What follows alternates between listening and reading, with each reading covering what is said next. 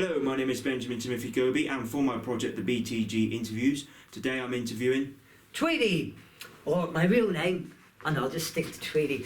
So I'm Tweedy. I'm best known for being a circus clown with Gifford Circus mainly, although I've worked with various other circuses, and doing pantomime here at the Everyman Theatre in Cheltenham. I have done a bit of proper acting as well. I did Waiting for Godot last year here at the Everyman, which was great. It was a play that I always wanted to do, because there's a very clown element to Waiting for Godot, and I liked kind of sort of looking into the darker side of the clown in a way, and I felt that play did that. And I did another play about 6 years ago called Doc Brief, which is written by, who's it written by? The guy that wrote, no, I've forgotten who's written by now, but it's a two-hander, and it's set in the before you go into court. I forget what it's called. So it's him and his barrister, and the character I was playing had murdered his wife, and was admitting he'd murdered his wife. But the barrister, this was his first chance at a sort of a big case, so he wanted to obviously win it. So he was convincing this character that he didn't do it. He's going, no, you see, you're not as clever as me. You think you've done it, but you haven't really done it. So that was a fun play as well. It was again, it was comic and it was quite clowny, but it had that same sort of dark side. So it's clown is definitely kind of what I am, but I do like to try a bit of acting as well. Okay. Question one, at what age did you start to have an interest in clowns? So I think I've always had this interest in clowns. I've got a bit of a faded Laurel and Hardy top on here. So as a kid I used to watch Laurel and Hardy. I remember when I was about 8, absolutely loving them, and Norman Wisdom, all these things. Like Laurel and Hardy used to be on TV on BBC Two at like 6 o'clock when I was a kid. So after dinner I would sit and watch Laurel and Hardy. So that was kind of embedded in me as a kid. And then Saturday afternoons I used to spend around my grandma's, and there'd always be like Norman Wisdom or George Formby, all these kind of physical comedians that you don't see so much of now, like Lee Evans. Well, apparently he's retired now. You know, that style, and that was always kind of in my mind. And I loved cartoons as well. So I did initially look into making cartoons. I had this thing about kind of creating, you know, a comic character. I was very much interested in character development side of animation. This is sort of, I was about 16, 17. And I was thinking, yes, that's what I'm going to do. I'm going to go into animation and make cartoons. And I had this sudden realisation one day in art class that actually this is really boring. It was sort of, this is before computer animation, so you either had to, you know, have the sort of plasticine figures that you'd move a little bit more, or, you know, even harder, you'd draw another one slightly moved, you know. And I thought, now is this what I want to do? I actually want to be the cartoon. I want to be that physical comedy character. And it was at that point, so I was about 16, 17, I thought, yeah. And then I thought clown is like a human cartoon.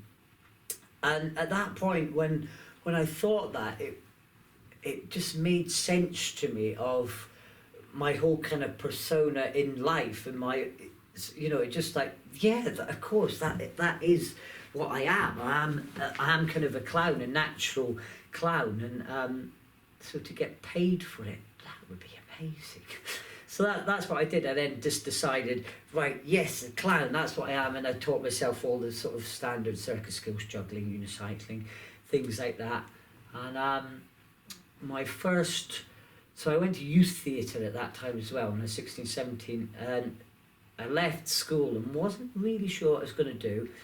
And I got offered a local pantomime where I used to do youth theatre, and it was at that point I thought, yes, here I've got a job, you know, doing what I love doing.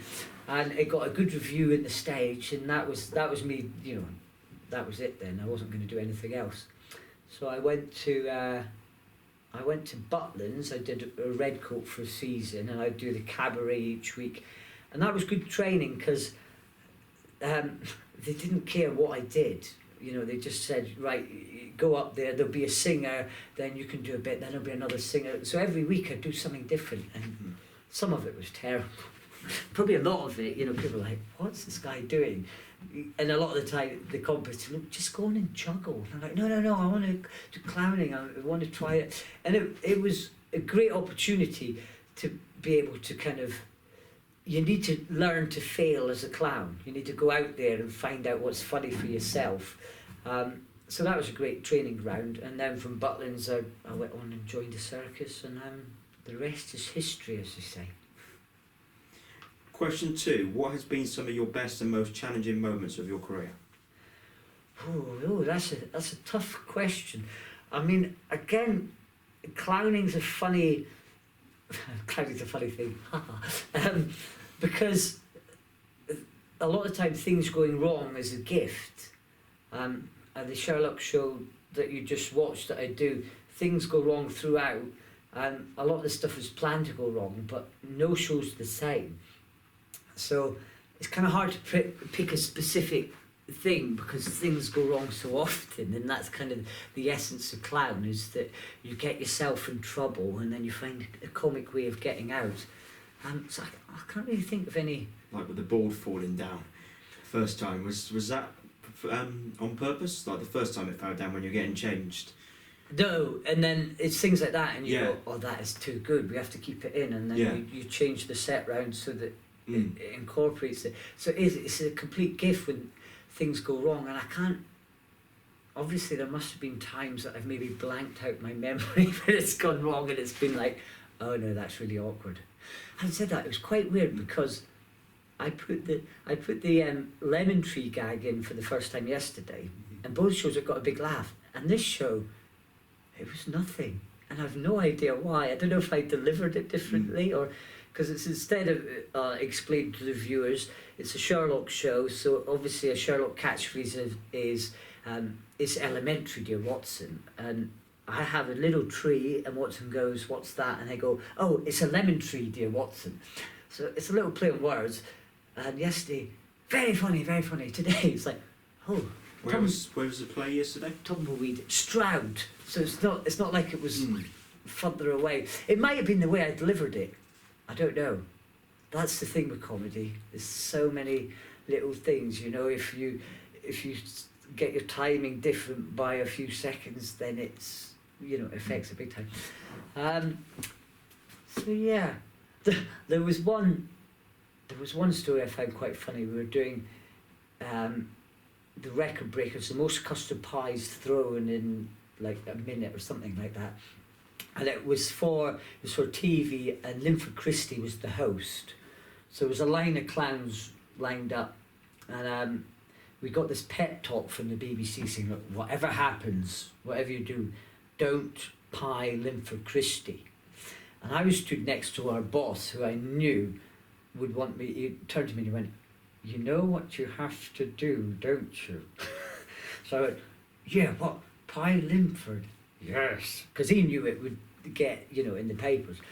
And I said, what should I do? Pie him and run. He went, there's no point running, he's the fastest man on the planet. So, oh yes. So yeah, no, that was just a fun story I thought I'd share. Yeah, so I think that doesn't answer your question at all. That's fine. Is there any stage play that you would like to work on, or is there any character you would like to portray in the future? Not jumping out, like I say, Godot was always on my bucket list, and I can't really think. I'm always on the lookout to do another play because I would like to try another one, and me and Mr. Goucher, he's the chief exec here at the Everyman, have been looking at different plays, but yeah, no, I've not found anything. So if anyone has any suggestions, Bring them to you. message me and say, you know what play I think you'd be good Joker? in? Funny you say that. I did really enjoy the Like an Alan movie. Weston take. And I did kind of think, oh, if there was a stage play of the recent Joker movie, that would be an interesting role to do. I mean, there's a lot of clowns have this big sort of hatred to, you know, people doing evil clowns and killer clowns and things like that because it tarnishes the image. But to me, it's the same. It's just on a, you know, there's a scale the same as people. You know, you have sad clowns, you have happy clowns, you have funny clowns, you have scary clowns. You know, it's just a different part of the scale. So it's not something I'd be adverse to kind of exploring. But yes, if anyone thinks of anything, let me know. Yeah. Trying to find my question. Sorry. 3. Is it? No, 4. 4 now. Yeah, I sometimes forget to say question 3, question 4, and when I'm editing, I'm just like, I don't know. Question 4. What other clowns and people in the theatre have you enjoyed working with before, and is there anyone you would like to work with? Oh, jings. There's lots of clowns that I've worked with that I've enjoyed that you might not necessarily have heard of.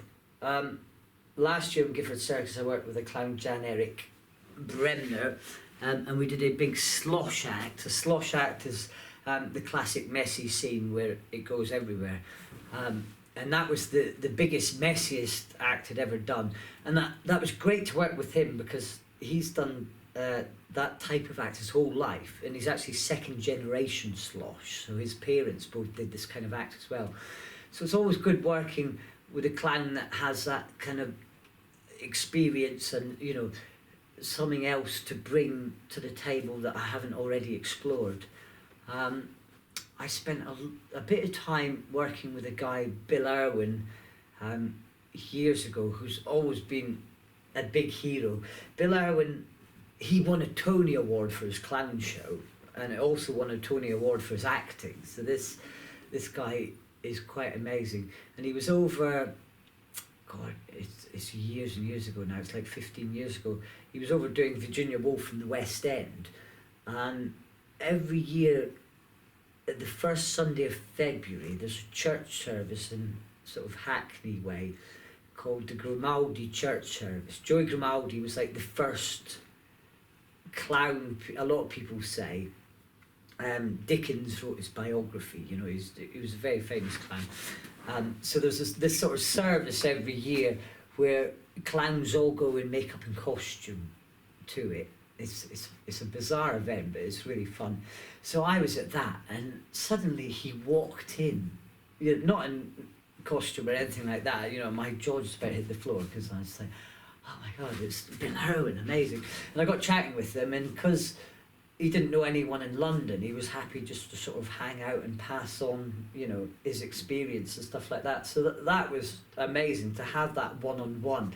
I mean, normally you'd pay, you know, a lot of money to kind of have that sort of workshop time and that time with a person like that. That was just kind of luck of being in the right place at the right time.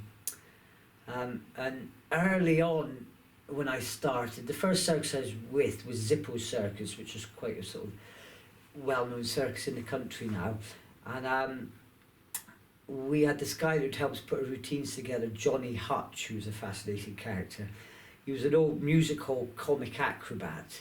And he actually took over for Jackie Wright when he passed away, Benny Hill's little stooge that he used to, bald guy used to slap his head. He took over for him in the last kind of 2 series of Benny Hill. And he had a wealth of knowledge. He used to say the most original person is the person with the longest memory. Because he was basically saying there's no original routine or gag.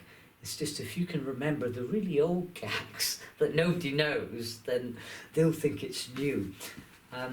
So yeah, it was great working with him. He did a lot of stuff like the Robert Downey Jr. Chaplin movie. He kind of directed all the slapstick sequences in that. So yeah, I learned a lot from Johnny. And there's a guy, Barry Grantham, who's an eccentric dancer, who again, it's going back to kind of music hall. It was an old musical act where you do all the kind of silly dancing. There's my legs there dancing. And then I learned quite a lot of sort of eccentric dance from him. So yeah, I've been lucky in meeting lots of different people from those worlds and learn from them, yeah. And is there anyone you would like to work with in the near future? Well, Lee Evans would be great if he came out of retirement. I was lucky enough to meet him last year, the year before, I can't remember now, and spend a little bit of time with him. But basically, anyone that kind of has the same wavelength as me, any kind of good physical comedians. I can't really think of any offhand at the moment. But I love working with other people and collaborating. I'm never one for, you get some comics that they don't like the other person getting the laugh. For me, as long as there is a laugh, then that's great. So yeah, well, not anyone, but anyone who's good. Yeah. Question 5. As a clown, how do you feel your career has adapted over the years, and are there any other areas in the theatre you would like to work in? So when I started clowning, I started in the very traditional manner. I had the big shoes, I had the red nose, I had the makeup, things like that. It was never my intention to do that style. I was always drawn more to, as I say, like Laurel and Hardy and Keaton and Norman Wisdom, people like that. But I joined a very traditional circus, and it was great to get that training and learn the traditional way. And then I kind of developed to the style I have now, which is a bit subtler. Not always, but sometimes. And I just like to explore different aspects of clowning, and possibly more doing a bit more sort of clowning for adults would be an interesting thing to do, because I do a lot for kids at the moment because well, they love it, but I would like to explore more adult versions, I think, yeah. Okay. Question 6. What advice would you have for any other person looking at pursuing a career as a clown? Or any work in the theatre? If you're looking for work as a clown, to start with specifically, you've got to be prepared to work very hard and learn a lot of... To be a good clown anyway, I think, you need to learn a bit of everything. That's what I love about clowning, is that I want to do everything. It's like I want to learn every musical instrument. I want to learn every circus skill, which is impossible to do, but you can learn a little bit. And as a clown, that's all you need. If you can play 2 tunes on a musical instrument, that's all you're going to need for the act that you want. So for me, that's great. For other people, that might seem like a chore to have to learn lots of different things. And also, you've got to be prepared to have lots of bruises and cuts a lot of the time, because there is a lot of falling over involved, I find. So yeah, you do have to be willing to put the work in. I've been lucky in that I've been able to kind of get a lot of work, but it's not always that easy, so you do have to be able to get out there and kind of push yourself. And I think that's the same in any kind of theatre job. You do have to... It's not just about what you do on the stage. There's so much more. It's called show business because it is business as well, and you are a businessman as well as a showman. You have to do your taxes and all the boring things like that, and you have to get your photos done and your publicity done and get out there. You can quite often spend much more of your time selling yourself than actually on the stage. So that's just something to think about if you are thinking about it. It's not all about the fun bit. There is a lot of hard work as well, I'm afraid.